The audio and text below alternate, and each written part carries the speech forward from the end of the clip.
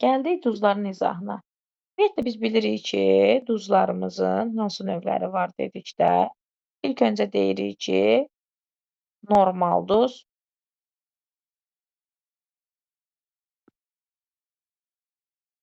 2.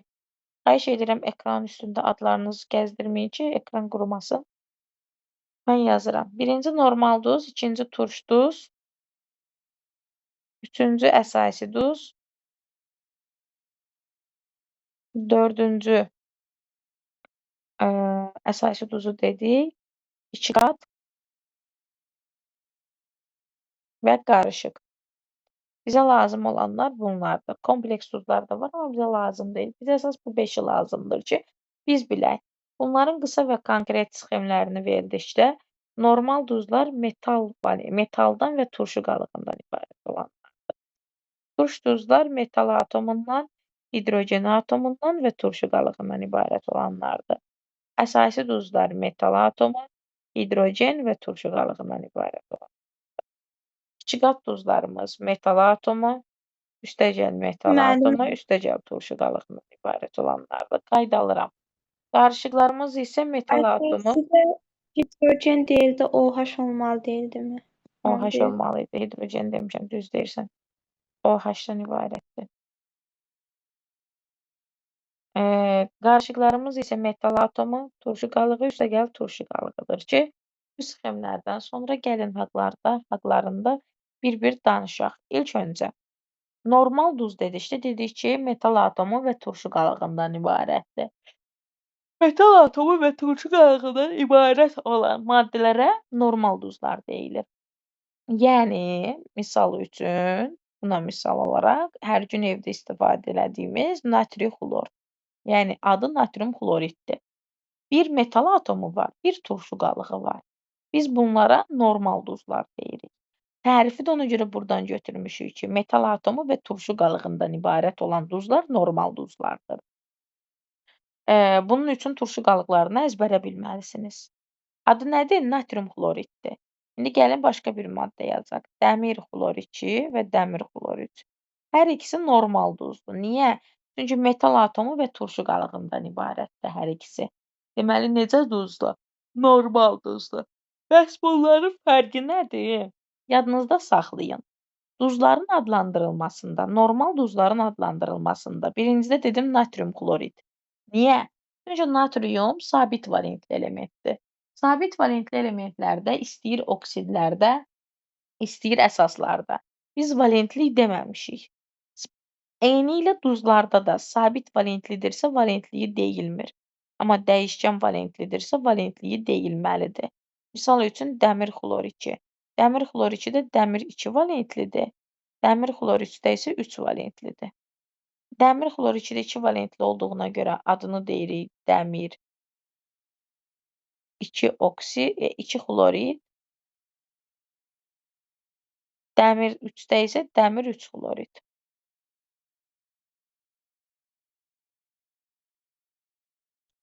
Aydın oldu? Bunları dedikdən sonra normal duzların çöküntüləri bizə çox düşür. Hansı normal duzların hansı çöküntüləri var və yaxud da hansıları həll olur? Burada deyirəm, sonra keçəcəm turş duzlara, əsasi duzlara. Bilməlisiniz ki, duzların tərkibində natrium müsbət ionu varsa, amonium ionu varsa, kalium ionu varsa, bu duzlar həmişə suda həll olur. Turşu qalıqlarından isə NO3 mənfi varsa, bu duzlar həmişə suda həll olur. Qısa və konkret, əzbərə bilməliyik. Natrium xlorid, natrium sulfat, natrium bromid, istəyir amonium olsun, fərqi yoxdur. Və yaxud da hər hansı bir nitrat duzu olsun, hamısı suda həll olur. Bundan başqa isə bizim 2 dənə turşumuz var. Sulfat turşusu. Sulfat turşusunun yalnız 5 dənə çöküntüsü var. Bu çöküntüləri əzbərə bilməliyik ki, digərləri deyəcəyik ki, çöküntü deyil. Sulfat turşusunun çöküntüləri barium sulfat, gümüş 2SO4, qurğuşun SO4, sonra barium, gümüş, qurğuşun, stronsiyum, necə? Bir də kalsiyum. Bunlar çöküntüdür. Amma desəm mis sulfat çöküntü deyil. Mis 2 sulfat və yaxud da dəmir çöküntü deyil. Uşaqlar həmişə fikirləşirlər ki, mis 2 sulfat, mis SO4 çöküntüdür. Uşaqlar çöküntü deyil. Birbaşa əzbəriyyatda saxlayın. Maqnezium sulfat çöküntü deyil. Sulfat turşusunun yalnız çöküntü olanları bu 5 dənədir. H-xlorda isə 2 dənə gümüş xlor, bir də qurğuşun xloru 2 çöküntüdür. Digər duzları isə çöküntü deyil. Amma geriyə qalan digər turşuların istər orta fosfat olsun, istəyir karbonat olsun, sulfit olsun, fərqi yoxdur. Onlarda yalnız natrium, kalium, amonium duzları suda həll olur. Misal üçün desəm sizə maqnezium karbonat bilin ki, çöküntüdür. Çünki karbonat turşusunun yalnız bu 3 duzu suda həll olur. Aydın oldu?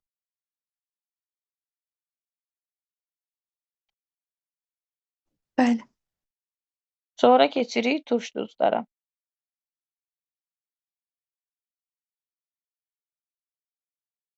Turş duzlardan deyirik ki, bizim sxemimiz metal atomu, turşu qalığı və hidrogendən ibarətdir. Yəni tərkibində hidrogen saxlayanlardır. Misal üçün natrium hidrosulfat. Əgər tərkibində bir dənə hidrogen varsa, hidro deyəcəm. 2 dənə hidrogen varsa, dihidro deyəcəm. Hidro və dihidro. Misal üçün bunun adı olur natrium hidrosulfat, amma bunun asidlisi olacaq natrium dihidro orta fosfat. Və yaxud da kalsium H2SO4 2 dəfə. Bunun adı olacaq kalsium hidrosulfat. Deyəcəksiniz müəllimə, burada hidrogendən 2 dənədir, siz turşu qalığına baxırsınız. Buradakı turşu qalığı HSO4-dür. HSO4-də hidrogen bir dənədir, ona görə hidrosulfat deyirik. Dihidro demirik. Bu da oldu bizim turş duzlarımızın formulu. Əgər metal sabit valentlidirsə, valentliyi göstərilmir. Dəyişkən valentlidirsə, valentliyi göstərilməlidir. Sonra gəlirik əsasi duzlara. Deyim, sonra qayıdacam bunların alınmasına. Əsasi duzlarımız. Əsasi duzlarımız metal atomu, hidroksil qrupu, yəni OH qrupu və turşu qalığından ibarət olan maddələrdir ki, misal isə alüminium OH xlor 2, bir də alüminium OH2 xlor. Burada alüminium OH xlor 2-də deyəcəksiniz alüminium hidroksixlorid. İkincidə isə deyəcəksiniz alüminium dihidroksixlorid. Bir dənə OH qrupu olanda hidrokso, 2 dənə OH qrupu olanda dihidrokso deyirik. Dihidrokso. Bunlar bizim əsasi duzlarımızın adlandırılmasıdır. Sabit valentlidirsə valentliyi deyilmir. Dəyişkən valentlidirsə mütləq valentliyi deyilir. Daha sonra bunları dedikdən sonra deyirik ki, İkiqat və turş duzlar, qarışıq duzlarımız. İkiqat duzlarımızın tərkibində 2 dənə metal atomu var. Misal üçün natrium, kalium, SO4. Natrium, kalium, sulfat. Və yaxud da qarışıq duzlarımızda 2 dənə turşu qalıq olmalıdır. Misal üçün kalsium, xlorid, bromid. Əgər 2 dənə metal atomu varsa, 2 qat duzdur, 2 dənə turşu qalığı varsa, qarışıq duzdur. İndi gəlin bunların alınması haqqında danışaq. Yadınızda saxlayın. Natrium OH heç vaxt əsasi duz verməz. Çünki OH-ın sayı bir dənədir, o OH da qopandan sonra geriyə OH qalmır. Və yaxud da H-xlor heç vaxt turş duz verməz. Çünki H-xlorun əmələ gətirdiyi bir dənə turşu qalığı var, xlor ionu. Başqa da yoxdur. Deməli, tərkibində OH olanlar heç vaxt əsasi duz vermir. Bir dənə OH olanlar. Bir dənə hidrogen olanlar isə heç vaxt turş duz vermir. Bunu birbaşa yadımızda saxlayırıq. Bir dənə OH olanlar əsasi vermir, bir dənə Və hidrogen H olanlar olanlar turşu vermir. Tamam. Deyirik ki, indi gəlin turş duzlarından əsasi duzların alınmasına. Misal üçün, natrium OH-ın üzərinə gəlin H2 sordur. Yadınızda saxlayın, bu OH gəlib hidrogenin birini götürür özü ilə. OH gəlib hidrogenin birini götürəndə geriyə nə qalır? Qalır bir dənə natrium, bir də HSO4, hidrogenin biri getdi. Deməli, bunlar əgər birin birə nisbətdə götürülərsə, natrium HSO4 və 1 mol su əmələ gəlir. Yox əgər 2 mol natrium OH sulfat turşusundan bir dənə götürsən. Burada 2 dənə OH var axı. 2 dənə OH gəlib 2 dənə hidrogenin ikisini də götürəcək. Geriyə burada qalır 2 dənə natrium. O 2 dənə natrium da gəlir birləşir sulfat turşusunun qalığı ilə əmələ gətirir natrium 2SO4 və 2 mol suyu. Deməli, əgər natrium OH-la sulfat turşusunu 1-in 1-ə götürsəm, natrium HSO4 və 1 mol su, 2-nin 1-ə götürsəm, natrium sulfat və 2 mol su əmələ gələcək. Bu natrium sulfat, hidrosulfatlı turş duzumuzdur. Və yaxud da natrium OH-ın üzərinə H3PO4 gəlim. Əgər 1 moldursa nə əmələ gələcək? Natrium H2PO4 və su. Və yaxud natrium OH-ı 2 mol götürsəm nə əmələ gələcək? Natrium 2H PO4 və su. Bir dənə OH, bir dənə hidrogeni götürür. Bunu belə yadda saxlayın. Əsasi duzlarımız isə OH-ın sayı 1-dən artıq olanlarda yaranır. Misal üçün, alüminium OH3-ün üzərinə gəlsəm H-xlordan 1 mol. Hidrogen gəlib bir dənə OH-ı götürür. Geriyə nə qalır? OH-ın biri getdi deyə OH-dan 2 dənə qaldı. Bu xlor da gəlir buna birləşir, əmələ gətirir alüminium dihidroksixloridi və 1 mol suyu. Amma götürsəm 2 mol H-xlor.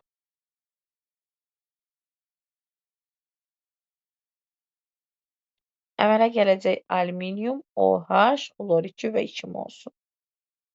Nəticə etibarilə biz belə bir şeyə gəlib çıxırıq.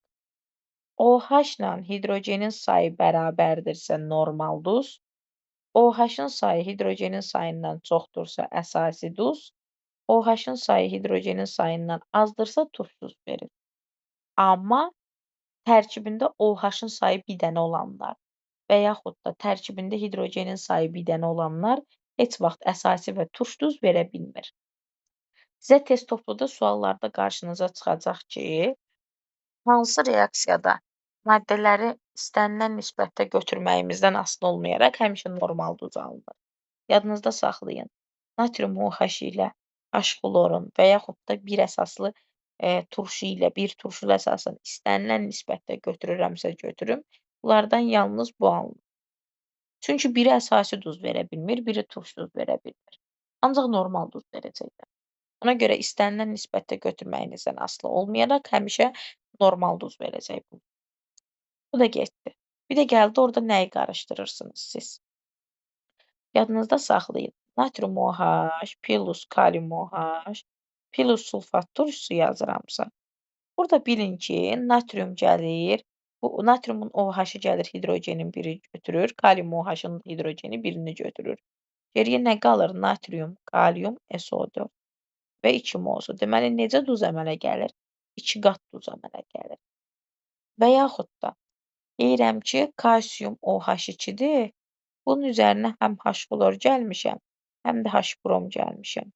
Onda bu zaman alınacaq kalsium, xlorid, bromid, yəni qarışıq duz və su 2 mol. Yəni bu cürdə suallar düşə bilər sizə. Sonra deməli, bunları dedikdən sonra qarşınıza çıxacaq malaxit. Bizim malaxitimizin formulu MiSOH 2 dəfə CO3. Uşaqlar burada misin valentliyini tapmağa çətinlik çəkirlər. Ay uşaqlar, yadınızda saxlayın. Mis burada 2 valentlidir. Bunun gəlin qrafik formulu çəkim sizə. Tərkibində olan OH-lar misə birləşir. Bu 2 dənə misdə hərəsi gəlir CO3-ə birləşir. Misdən nə qədər xətt çıxdı? 2 dənə. Qrafiki formulunu əzbərləyə bilmirsinizsə, yadda saxlayın. Bu forma verilənlərdə metalların valentliyi 2 valentlidir. və yaxud da qarşınıza çıxacaq test topuda. Dəmir OH 2 dəfə SO4. Burada desəm dəmir neçə valentlidir, nə deyəcəksiniz? 2 valentlidir. Və yaxud da oksidləşmə dərəcəsinə görə tapın. Oksidləşmə dərəcəsinə görə tapın, dəmir neçədir? Burada açıq şəkildə yazsaz görərsiniz ki, dəmir 2-dir, oksigendən 2 dənə, hidrogendən 2 dənə, SO4. Belə yazın da 2-yə vurun, açıq yazın, beyniniz qarışmasın. Burada bir dənə dəmirin oksidləşmə dərəcəsini bilmirsiniz. Bu -2-dir, sulfat turşusunda kükürt müsbət 6-dır, hidrogen müsbət 1-dir, oksigen -2-dir. Buna da X qoyun. 2x üstə gəlsin, -2 vurulsun 4, yəni çıxılsın 4, üstə gəlsin 2, üstə gəlsin 6, çıxılsın 8 bərabər imiş 0, x də buradan nəhayət olacaq -2. Və yaxud da belə hesablamayın. Deyin ki, mən belə hesablamıram. Niyə? Belə gedir. Uzun gedirəm. Mən bilirəm ki, SO4 neçə valentli olur? -2 olur da. SO4-ü ümumi şəkildə -2 götürürəm. Və yazıram -2. OH-dan 2 dənədir. Onları -1 götürürəm. Dəmiri də X götürürəm. İkini vururam X-ə 2x. Çıxılsın 2, OH-ın ikisi. Çıxılsın 2 bərabər imiş 0-a. 2x bərabər imiş 4-ə, x də bərabər imiş 2-yə. Və yaxud da əzbər yadda saxlayın ki, bu forma verilsə metal 2 valentlidir. Qrafik formulu belədir. İndi bunun qrafik formulunu qursam belə quraram.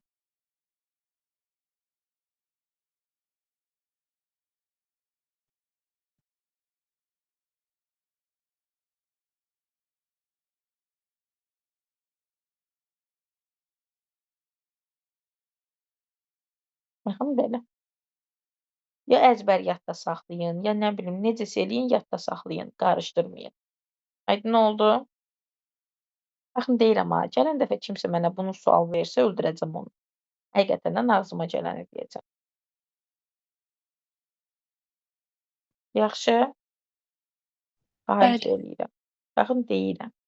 Çıxacaq qarşınıza. Bilməsəniz vay halınıza.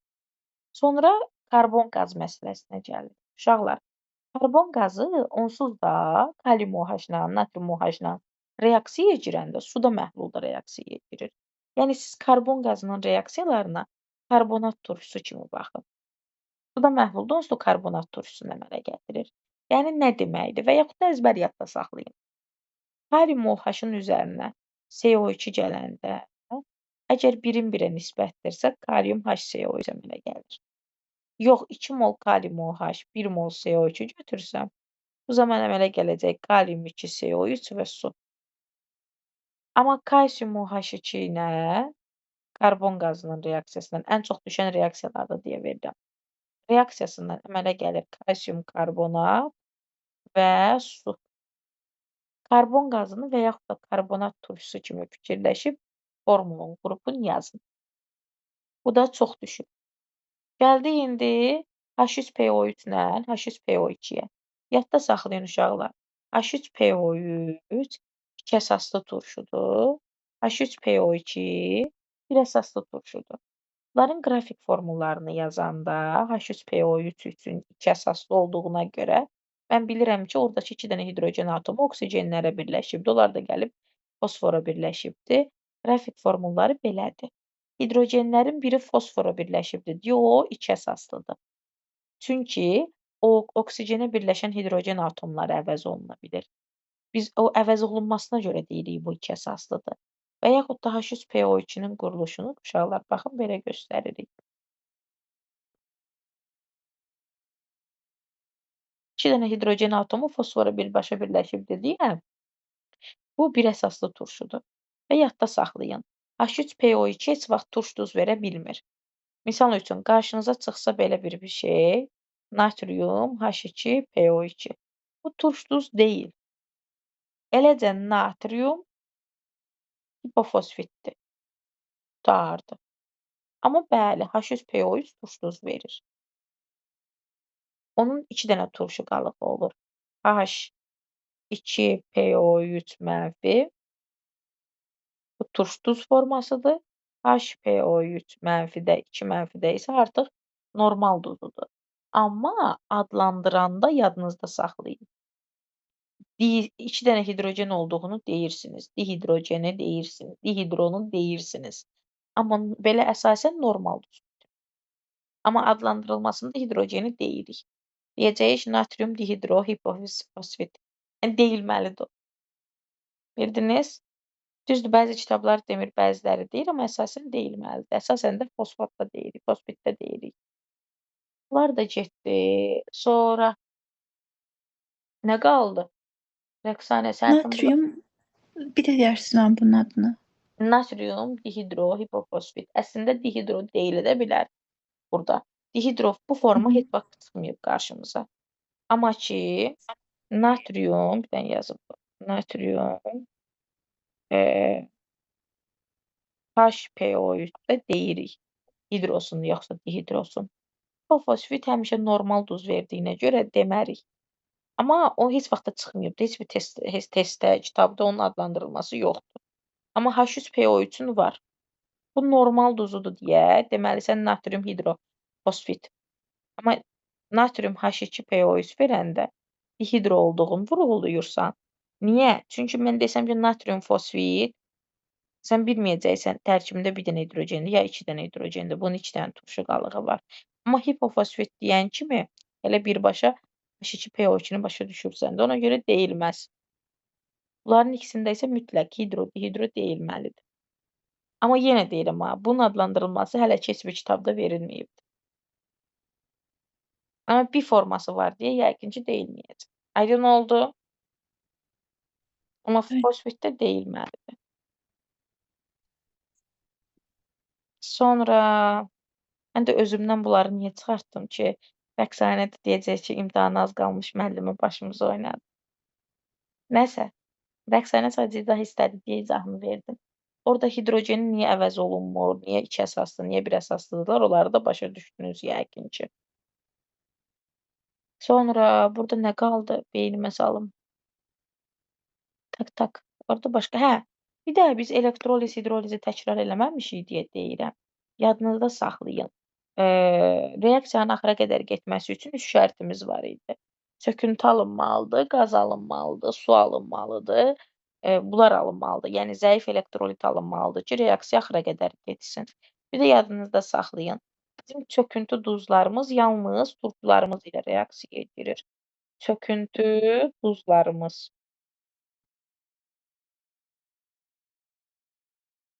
Yalnız turşularla reaksiyaya girir. Yazın qeyd edin özünüz. Yəni misal üçün maqnezium CO3-ün üzərinə kalium OH gəlsən bu reaksiya getməz. Çünki maqnezium karbonat çöküntüdür. Amma maqnezium karbonatın üzərinə H-flor gəlsən bu reaksiya gedər. H-flor karbonat turşusunu çıxardar. Ona görə deyirik ki, çöküntü duzlarımız nə ilə reaksiyaya girir? Turşular ilə reaksiyaya girir.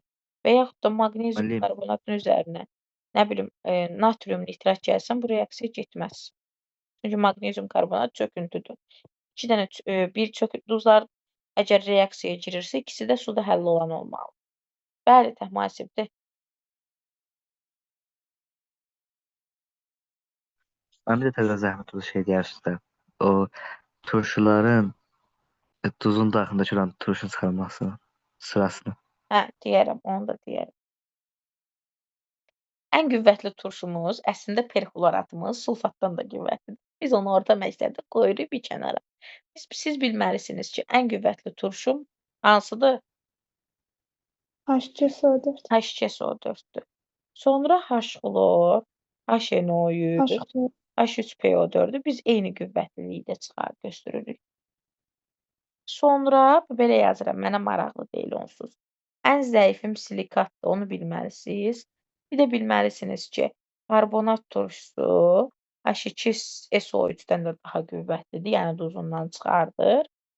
Buna əsasən də deyirik ki, sulfat turşusu bütün turşuları duzundan çıxardır. Klorid turşusu nitratı, H3PO4-ü çıxarda bilməz. Sulfatı onsuz da çıxarda bilmir, amma digər turşuları çıxardır. HNO3 də həmçinin, H3PO4 də həmçinin. Əsas məsələ burada nədir? Bunu qarışdırmamağın. Mən bildim mühasib nəyi deyir. H-xlor deyirik HNO3, H3PO4-ü çıxartmır. Amma bir məqam var. Əgər gümüş nitratın üzərinə H-xlor gəlirəmsə, burada çıxardır. Çöküntü Çünki olmur. çöküntü alınır. Gümüş xlor çöküntüsü və HNO3 alınır. Ona görə deyirik ki, əgər bu reaksiyalar normalda H-xlor, HNO3, H3PO4 bir-birini çıxartmır. Amma reaksiya nəticəsində çöküntü alınırsa, çıxardır. Nöqtə. Bu da əsasən bu reaksiya üzərindəndir. Gümüş xlorun alınmasından düşür. Və yaxud da bura H3PO4 də gəlsəydim, çıxardacaqdı. Çünki gümüş ortofosfat çöküntüdür. Maalesef bunu deyirdin.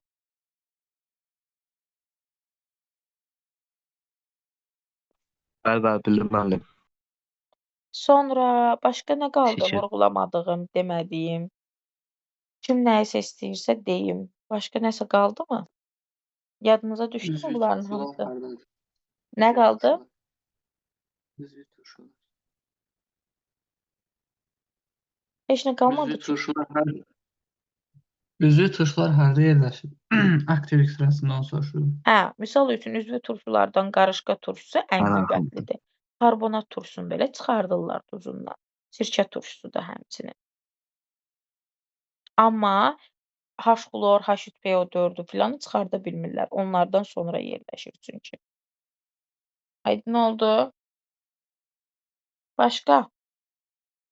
Biz ona görə deyirik də, müvəqqəti codluqda deyirik, əmələ gələn kalsium karbonatı nə ilə təmizləyirik? Aytol. natrium karbonat, bir də fosfat. O hidrokarbonatını Sirkə təmizləmək üçündür. turşusu. Bu artıq sən kalsium hidrokarbonatı natrium karbonatla Nədir müəllim? reaksiya Hə, kalsium karbonat. bizi əmələ gətirən, müvəqqəti codluğa əmələ gətirən yollarımız nədir? Kalsium hidrokarbonatdır. Bunu təmizləmək üçün bəli, natrium karbonatdan istifadə edə bilirsən. Amma burada əmələ gəlirik kalsium karbonat, ərb. Onu nə ilə təmizləyirik? Bu sirkə ilə müəllim. Bəli. Sirkə. Deməli, ona görə deyirik ki, burada karbonat turşusunu sirkə turşusu duzundan nə edir? Çıxardır. Nəticədə əmələ gəlir CH3COO 2 dəfə kalsium və su, karbon qazı. Deməli, sirkə turşusu karbonat turşusundan nədir? Daha qüvvətlidir duzundan. Aydın oldu? Amma qarışqa turşusu sirkə turşusundan da qüvvətlidir. Bildinizmi? Siz mən deyənləri əzbərləyin. Mən deyənlərdən artığı sizin düşmə ehtimalı yoxdur, narahat olmayın. Başqa sualınız?